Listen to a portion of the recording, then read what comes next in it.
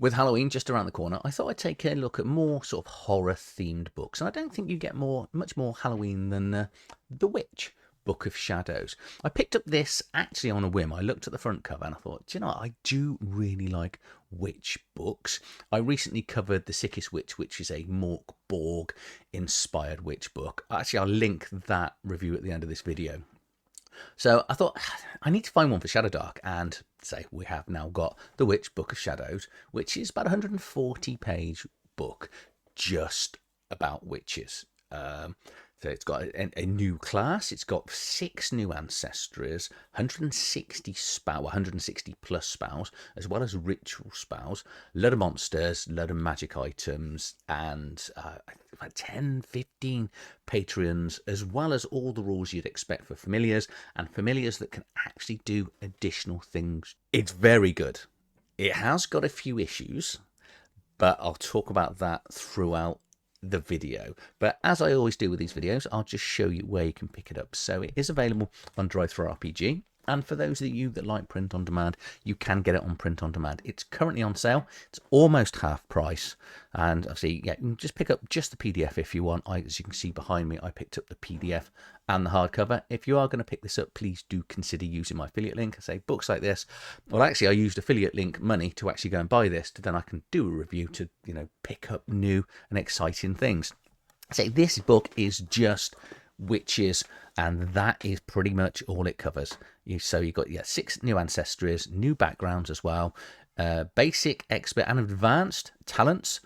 The talents actually level up as the character levels up. 13 Patrons, including Baba Yaga and Xthluhu, Horror of the Deep. You can guess what that's meant to be. 160 plus spells, 60 related monsters, 40 new magic items. Everything you're going to need for Shadowdark in here. If you want to play a witch, I'm going to say this should be mandatory. There are going to be some caveats which I'll talk about as we get into the review. So let's just jump straight over then and take a look at the wonderful front cover. I'm just a massive fan of this sort of art style where you've just got the sort of... I'm not very good at art and explaining art, but I really like this. It's sort of everything's dark and it's sort of moody, apart from these incredibly blue eyes. It's just absolute stunning piece of work. And obviously then you've got the blood trails and stuff, which just it's very sinister. Actually, it comes in totally at 126 pages. This is the back cover on the book, and then we've got the inside front cover. So it's written by Timothy S. Brannan, and he does the layout and the design. The art cover is Javier Chavarro. I think that's how it's pronounced. Sorry if that's wrong. Fantastic cover. Then the additional artwork is in here as well as Dean Spencer, that comes up an awful lot on when I'm looking at Shadowdark books as well as other books. The contents is a little bit of a hodgepodge of a mess. I'm not a massive fan of these contents pages where you list everything out verbatim. It just is. Also, you do have a bold font here for the chapters of the book. Personally, I'd have made it a larger font as well, just to sort of separate it out. But you get a story right at the start, bit of an introduction. Malefica, I think that's probably not how it's pronounced. We all know that I've got that wrong. But this will give you, this is the player-facing section. So this gives you your new ancestries, new class. Well, the new class takes you through the class, the talents, the occult. We've then got a huge magic section, building up with then into all the spells, a huge amount of monsters as well that's in here. And then the master section is basically magic items. And that's it. I say that's it. It's 126 pages of that's it. There's not a lot to it, but it's so much information, if that makes sense. So, going to do the story. I'm not going to read the story out. You know, I'm not Jack and Ori. You can read this for yourself. It's a good story. Now, the 6 ancestries is one of the places where, well, actually, I'm just going to call it now. This book is full of power creep. Which I'll talk about in my final thoughts at the end. I don't personally mind it, but there are some very powerful ancestries and some that are normal. So, for example, the Tiefling. Diabolic nature. You gain +1 to spell casting checks. Yeah, you read that right. That's every spell to cast in check. You're going to get a +1 to, which I think is going to make a lot of people want to go to it. Or maybe the Shadow Elf. Gain +2 melee attacks when facing a single opponent. So yeah, you're going to find this in the book. There is going to be some really powerful stuff. And then you get like the gnome. You can take advantage on a roll once per day. That's quite a standard Shadowdark ancestry ability. The Tiefling and the Shadow Elf, they seem quite a bit more powerful than the rest. So we've got the Haglin. It's going to gain a +1 bonus on checks against ingested poison or spell effects to sort of knock off the effects of poison. Feychild, you can sense invisible creatures and secret doors when they're within 30 feet. That's quite powerful, because that seems to be on all the time. All invisible creatures, all secret doors. And then finally we've got the Changeling. Changeling resists magic, granting +2 bonus to any roll involving spell effects and checks. Melee attacks with pure iron have advantage. So as you can see, some of them really powerful, others pretty normal, and then the gnome itself is, I would say, that's a standard ability. Now we're going to get into the witch class. I'd say I will do my final thoughts at the end on how exactly I'm going to be using this. So we then get the witch class. So this is then the only one class that you're going to get in it, but it's written really well because you're going to see when we turn over. Weapons, so it's a magic class, full-on, full caster, goes to 10th level, can do 5th level spells. It's got leather or hide armor, which is quite powerful for a full caster. Club, dagger, staff, basic weapons, d4 hit points, keep them sort of nice and weak. But you are going to get a familiar, and the familiar can die. The good thing is the familiar, you can take hit points off yourself and bring your familiar back from the dead, which I like, because some people are going to target the familiars because your spells are learnt through the familiars. Spell casting is done on charisma, which is, I quite like it when, because a lot of people, not that you know, if you're rolling down and doing it properly, but we've all played games where charisma is the dump stat. I like having charismatic members of the party, and especially when you're going to be, if you're going to go with a sort of classic, less attractive witch, to have that, the beautiful personality that can still sort of swing people round. I think it's nice that it's on charisma. And their spell book is slightly different, so it's called a Book of Shadows, which this has got an awful lot in, but unlike wizards, no one else can actually learn the spells because the spells are taught to you by your familiar. Actually, sometimes the patron can cast the spells. So this is where it becomes interesting, and I couldn't quite wrap my head around this initially, and then it dawned on me what this book is for. So witch talents are different than anything else I've ever seen, and let me know if any other sort of books do this. But the talents change depending. So at first level, you get a list of talents. 3rd, 5th, 7th, and 9th, the talent tree changes. It's very subtle. There isn't a huge amount of difference. But the 8 and 9, we're going to give you an extra tier 1 spell. When you go to level 3, it's a tier 2, tier 3, tier 4, tier 5. Okay, and then you've got things like, you know, you're going to age slower. You can get additional familiars in here, familiar hit points. There's, on a 12 here at level 7, you're going to learn 1 wizard spell. Now, this is saying the power creep. Does that mean you can go and get a 5th level spell? Because that's the way that reads to me. Theoretically, you should be restricted to level 4 because you're not of a level to cast a 5th level spell, but it doesn't actually say that, other than obviously, you know, you are compelled by the Shadowdark rulebook. I forgot this is I don't think it's a major issue. I think it's just a spelling error. So you know 3 tier 1 spells of your choice, yet the chart over here clearly says that you have 2. I'm going to run it with 2 because I'm going to work off the chart, because you've got 2 here, and then this apostrophe here means you're going to get ritual spells. Yes, this game has got ritual spells, and sensibly they're separated out.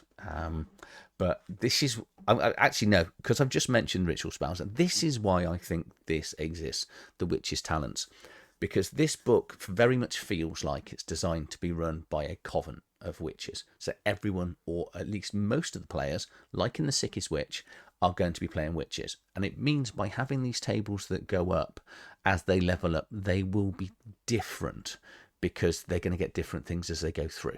Okay, not massively different because they're still rolling on the same table, but it should change, and it should make the witches slightly different as they go up. You've got witches' backgrounds, it's on a D12 as opposed to a D20, and titles. I always like titles actually put in because they're one of the hardest things to actually come up with, all these titles, so it is good when they're in here.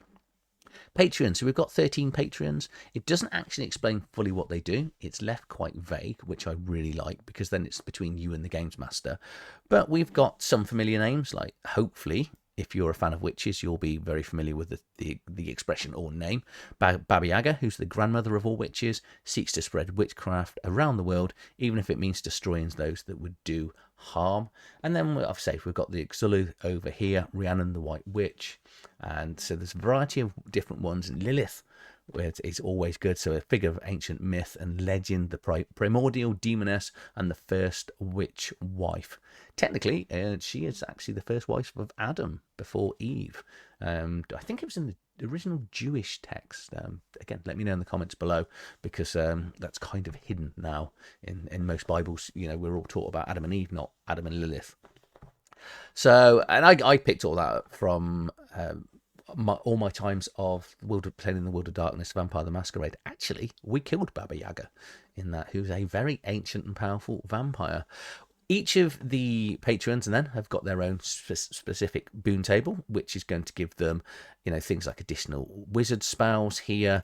They're going to get additional familiars, and there are tables to get better familiars as well. But yeah, each of the patrons are going to get their own different boons and unique, which is cool.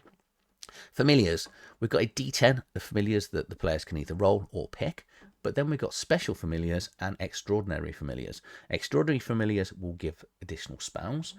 Special familiars are going to give bonuses to checks. It does say here, though, that it is only once per day. So you're not going to get if you've got a fox, for example, you're not going to get +1 to intelligence checks throughout. What was it? 3.5 had, I think everyone had a toad because it gave you a static +2 to con. That's what I think it had. That's what I remember. And obviously they then had to errata change that out. So yeah, these are just pluses to 1 check a day. But I like that. Familiars can level up. They can get additional powers, and you can have additional familiars as they go on. We're going to then get into probably the meat of this book, which is the magic section. Say they are taught through familiar. It's using a D20 plus your charisma modifier as standard Shadowdark rules, trying to get 10 or higher. Obviously, you are going to fail on a 1. We have got crit tables from level 1 to 3 and 4 to 5, but don't be rolling a 12 on it because you're going to be rolling twice and combining, which is not good. Spells. There are some amazing spells in here. There are some sadly feeling quite broken spells in here too. I'm not going to spend the next hour reading through the spells, but we've got these are the witch spells here, okay? The Patreons then get a whole new load of additional spells. So all these spells that we've got on these 2 pages are not the same as the Patron spells. The Patron spells are in addition. Yes, the Patrons do replicate. So for example, Akaler, I got that wrong, can do Grasp of Earth as well as Baba Yaga. So there's repetition and replication across spells, but there's so many spells. And then finally we get the ritual spells in here, which we'll come on to. So I will pick on a few of the spells as we go through. So for example, we've got Bane, which is a tier 1 occult spell. It's going to last a minute, and you've got concentration to near. So up to 3 creatures you can see within range must make a DC 15 charisma check, which is quite high for a level 1 spell. Whenever a target that fails this check makes an attack roll or ability roll before the spell ends, the target must roll a d4 and subtract that number from the attack roll or check. This is what I'm saying. That's a level 1 spell with a DC 15 difficulty, and that's going to be quite a hard task for the players, and it's up to 3 creatures that you can see within near. Not 1 creature, not 2, but 3. Okay, let's go on. The Charm Person. This spell affects a living biped of human size or smaller, such as a goblin or dryad. If the spell succeeds, the unfortunate creature falls under your influence until dispelled. That is. There's no level maximum on it. So it doesn't say any creatures of level, only affects level 1 or 2, or only humans. That's any creature. And until dispelled, how do you dispel a level 1 charm spell? It's players are going to have so much fun with this. But what you got to remember is if the players can have fun with it, the games master can have fun with it also. We then got Chain Lightning, tier 4. Instantaneous, range far. Create a bolt of lightning. It's going to do 3 bolts that are going to leap within 30 foot. But the first target takes 8d8 damage. Lightning Bolt, which is a 3rd level spell, only does 3d6 in rules as written in Shadowdark. So this is doing considerably more on a far larger dice. And even by the time it hits the 3rd person, it's still doing 4d8. There are some really busted and broken, it feels, spells in here. I kind of get the impression that the writer has possibly come from a different game and then just sort of converted something for Shadowdark. Personally, I don't mind it. And I'm going to explain at the end on why I don't mind it and what I'd be doing. But there's another level 1 spell that is people are going to love but equally hate. And this is Toad. Okay, so it's a tier 1 spell. The duration is 6 turns, so you pass the spell. It's going to last 6 turns. Range far. That's a long way. You point at one living corporeal creature within range and utter a terrible curse that can transform the target into a filthy toad. While in toad form, the subject is nothing but a slimy amphibian and also has the physical and mental characteristics of one. Once the duration ends, he returns to his usual self. For 6 rounds, at far, any creature, no save whatsoever, can automatically be turned into a toad.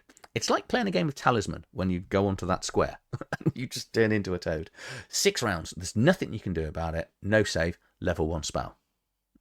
Everyone's going to take this and charm person. I know how I would run this. I would basically, once the creature then goes down to 0 hit points because someone stands on it or whatever they do, then I'd just pop them back up with their full hit points. However, you can just, from action economy point of view, you can completely take the big boss out of a combat with a level 1 spell as long as they're within far range. Some of these spells are hideously powerful. Okay, we're then going to get into the ritual spells, and this is wonderful. And this is where I think the purpose of the game is, and I'm going to explain it now. So ritual spells require 1 or more witches, so it's going to encourage you to play a covenant of witches. And I think that is what this book is designed for. It wants every player to be a witch, and it wants you all to basically come together to do the witch stuff. You cannot, I don't think, looking at the power of these spells, successfully run this witch class into any sort of campaign with other characters that aren't witches, because it's going to be pretty devastating exactly what these witches can do with their spells, especially once they get some of the rituals in. So we've got 2 really cool ones. So we've got the Curse of Lycanthropy, which basically you're, as it sounds, you are converting someone and making them into a lycanthrope. And they've got to do a DC 18 check not to be done and not to be affected by it. It's a 3rd level spell. So all you need is a couple of witches that are going to pass in the spell. Well, you need 3, a bit of a fur, and the full moon. And you can just completely curse someone. And you can do the similar things here with vampires as well. It's a lot of fun.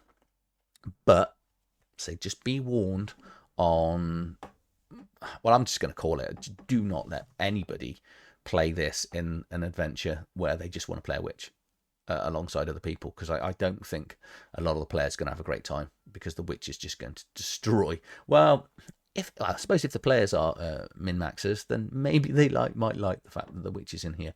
But we're going to get into the monsters. It's going to open up with Baba Yaga, which is cool. Great artwork on her as well. And we're just going to go through a variety of different sort of banshees. All of these are very much sort of themed on myths and legends, the sort of stuff you'd expect. We've got a huge chunk of demons in here, as well as the Demon Lord, that name that I couldn't pronounce. And then we've got Darrow here, which is a bloodthirsty subterranean human. I've recently done a book with the Darrows in, and I can't remember which one it is. We've got devils, Draju. Again, this is another one. There are a variety of the Patreons actually in here with stats.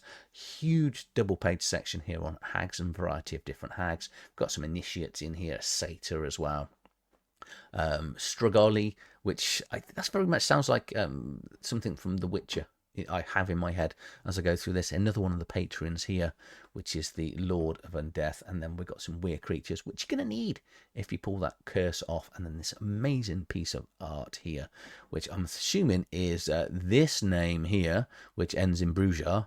The ancient undead witches were cursed by their village, so they return from the dead to exact their revenge, which are all level 12. So that's going to be, I'd say that there's a lot to have to play against, to fight. And the creatures in here, you're going to have fun with the power level of the witches. And I think that's where this book really fits in. Now, if the spells aren't powerful enough, we've then got a shed ton. Obviously, we're going to get a cauldron here, and a flying broom, and a greater flying broom of magical items to give to your witches to make them a little bit better. So look, a magical hat, which is a hat of focus, a Crumbledore wizard hat. The hat aids the wizard or witch when you're performing spell research, learning new spells, and otherwise engaging in any works requires their focus. This hat, when worn, will treat the wearer as if they had an intelligence or charisma of 1 charisma or intelligence higher. So it's going to make learning those spells a little bit easier. We've got some scrying crystals here. So a magical scrying crystal adds the level of success by providing a +2 bonus to the spellcasting roll. There's a lot in here that are going to make the players more powerful than they already were. And then finally, we've got this occult shop items, which it's a random table of items that the players can find, shop for, or well, there's not shop for as in go and buy. Or once you've killed or looted some of the creatures, you can roll on this. So that is the book. And now, as I said from the start, it's an amazing book. I really do like it. But boy, is it nutsly, insanely powerful on just how powerful you're going to make the characters. So be warned, and I've said this a few times in this video, if you're going to pick this up, and I think you should, because I'd say if you're going to do a one-shot on Halloween, get this and make everyone be a witch and go and try and kill some of those creatures. You are going to have an absolute blast with the spells, because bearing in mind they're going to have those spells back at the players as well. And there are a few things you can do, to stop the charms and certain magic items, and there are characters in there that are immune to certain things, so it's not quite as bad as I made it sound. However, say you insert this into a standard Shadowdark, if you're playing Curse Skull 4 and you're going around that Amazonian jungle and the players are just doing normal fightery things and the witch is just pinging people into toads and charming people to do whatever they want, it's gonna break an awful lot of combats, because I'd say some players are going to love it and they're going to, oh, this is really cool because we can just win and achieve combat. I don't think that's how most of us want to be playing Shadowdark. We like to play Shadowdark, and I love the look on players' faces, that initial panic sometimes of how are we going to get through this? What's the puzzle to defeat this creature? Where the witch is just done. It's a toad. Let's not worry about it. Let's just run away, because we can run far faster than a toad.